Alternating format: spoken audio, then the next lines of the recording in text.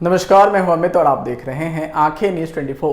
जाति आधारित जनगणना को लेकर मंत्री विजय चौधरी ने कहा कि जरूरत पड़ी तो इसके लिए कानून भी बनाएंगे। अभी तक जो जाति आधारित जनगणना के लिए जो भी आंकड़े एकत्रित किए गए हैं वह तो वैसे भी सुरक्षित हैं और सरकार इस गणना को यथाशीघ्र पूरा कराना चाहती है, लेकिन उच्च न्यायालय का आदेश है कि इसको स्थगित रखने का, तो अभी स्थगित किया गया है। लेकिन आप देख रहे हैं बिहार सरकार और हमारे मुख्यमंत्री हर हाल में इस गणना को पूरा कराना चाहते हैं। इसके लिए जो भी कानूनी उपाय होने चाहिए वो सब किए जा रहे हैं। पहले तो उसी कोर्ट से कहा गया कि फाइनल जजमेंट दे दी गई है, उन्होंने नहीं माना तो अब माननीय उच्चतम न्यायालय में सरकार उसको ले गई ताकि गणना कराने की अनुमति मिल जाए।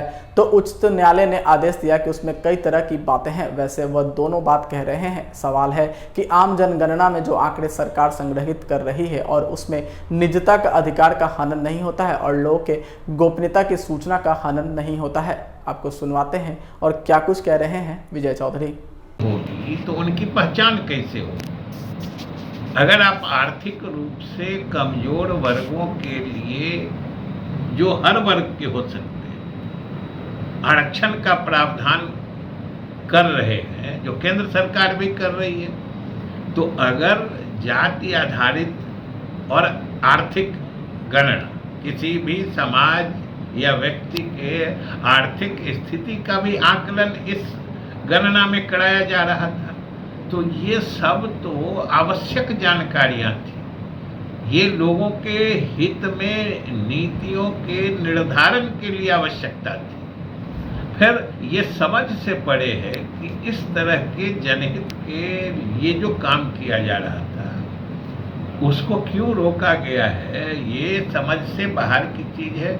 और हम लोग सरकार की तरफ से पूर्ण उम्मीद है कि उच्चतम न्यायालय जरूर इस मामले को देखेगा और हमें ये कार्य पूरा करने की अनुमति देगा। क्या कुछ कानून बनाने की भी तैयारी चल रही है कि आप लोग विधानसभा में कुछ नहीं, आवश्यकता पड़ेगा तो कानून बनाया जाएगा। और हमने तो कहा ना कि जो भी आवश्यक कदम होगा वो सरकार उठाएगी, क्योंकि माननीय मुख्यमंत्री जी और सरकार हर हालत में इस कार्य को पूरा कराना चाहती है। जो भी इसके आवश्यक वैधानिक उपाय होंगे वो किए जाएंगे।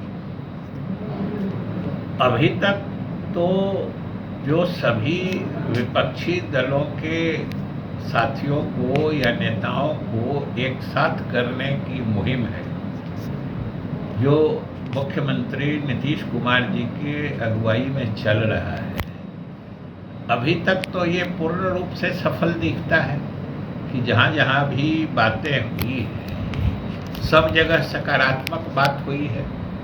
और सभी दलों को जो भाजपा से अलग है उनको एक मंच पर लाने की जो ये प्रक्रिया चल रही है उसको सभी नेताओं ने, सभी क्षेत्रीय दलों ने सही और उपयुक्त माना है। और सब लोगों ने इसमें सहमति जताई है कि हम सबको साथ आना चाहिए। और अभी ही उड़ीसा की बात लेके बहुत लोग बहुत कुछ चला रहे हैं। तो मुख्यमंत्री जी जो गए, उनसे जो बात हुई, और चाहे नवीन पटनायक जी ने जो कहा है, इसमें तो कोई विरोधाभास है नहीं। उन्होंने कहा है कि हम अपना जैसे अलग लड़ते हैं लड़ेंगे, और अभी तक तो हम लोगों ने कोई ये कहा नहीं है कि नहीं हम उनके खिलाफ लड़ेंगे। तो अभी तक कहाँ विरोधाभास है। इसलिए सभी जो प्रयास मुख्यमंत्री जी के चल रहे हैं वो अभी तक पूर्ण रूप से सफल है। और अब इसमें फिर कांग्रेस या कांग्रेस की जिन लोगों से बात होगी उन सबों को मिलाकर सबों की सहमति से तिथि और जगह का निर्धारण होगा। और अगर सभी दल को मंजूर होगा, सभी नेता की इच्छा होगी कि अगर पटना ही में हो, अगर सब चाहेंगे तब, नहीं तो सबको सबकी सुविधा जहां होगी वही बैठक होगी और सबको जो सूट करेगा उसी हिसाब से तिथि निर्धारित की जाएगी। चल रही है। अभी तक जो जाति आधारित गणना के लिए जो भी आंकड़े एकत्रित किए गए हैं वो तो वैसे भी सुरक्षित ही हैं। और सरकार इस गणना को शीघ्रातिशीघ्र पूरा कराना चाहती थी भी और चाहती है भी, लेकिन उच्च न्यायालय का आदेश है इसको स्थगित रखने का, तो अभी स्थगित किया गया है। लेकिन आप देख रहे हैं कि बिहार सरकार और हमारे मुख्यमंत्री जी हर हाल में इस गणना के कार्य को पूरा कराना चाहते हैं। इसके लिए जो भी इसके कानूनी उपाय हो सकते हैं वो सब सरकार की तरफ से किए जा रहे हैं। पहले तो उसी कोर्ट से कहा गया कि आप फाइनल जजमेंट दे दीजिए, उन्होंने नहीं माना, तो अब माननीय उच्चतम न्यायालय में इस मामले को सरकार ले गई है और हमें पूरी उम्मीद है कि उच्चतम न्यायालय से हमें जाति आधारित गणना का कार्य पूरा कराने की अनुमति मिल जाएगी।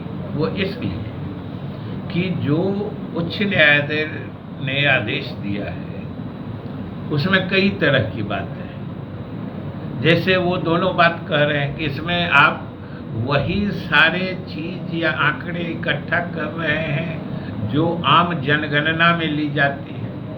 आप वो आदेश पढ़िएगा, उसमें ये भी लिखे।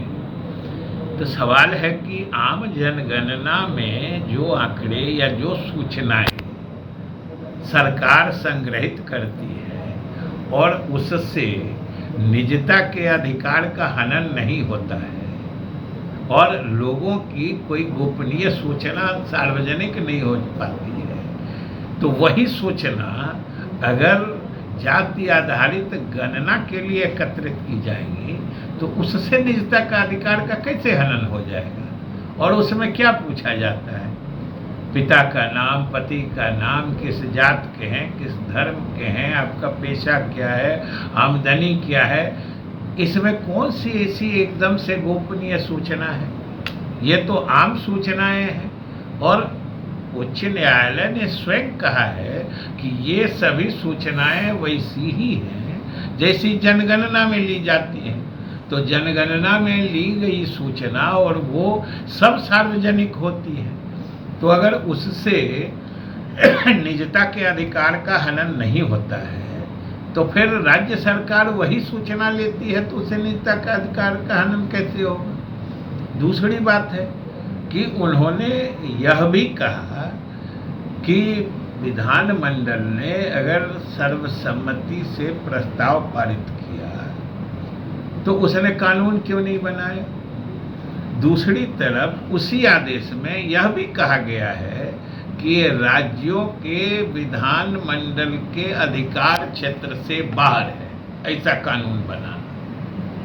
अब इस पर तो उच्चतम न्यायालय देखेगा कि एक साथ दोनों बातें कैसे हो सकती हैं कि विधानसभा या विधानमंडल को अधिकार भी नहीं है और दूसरी तरफ ये प्रश्न भी है कि आपने कानून क्यों नहीं बनाया।